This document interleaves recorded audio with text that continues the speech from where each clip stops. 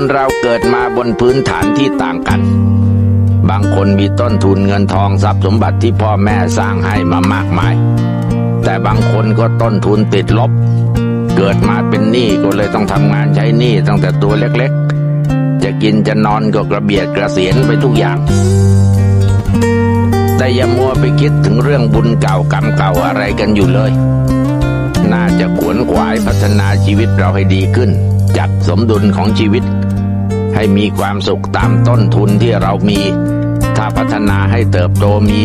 มากขึ้นก็ลุยทำเต็มกำลังความสามารถ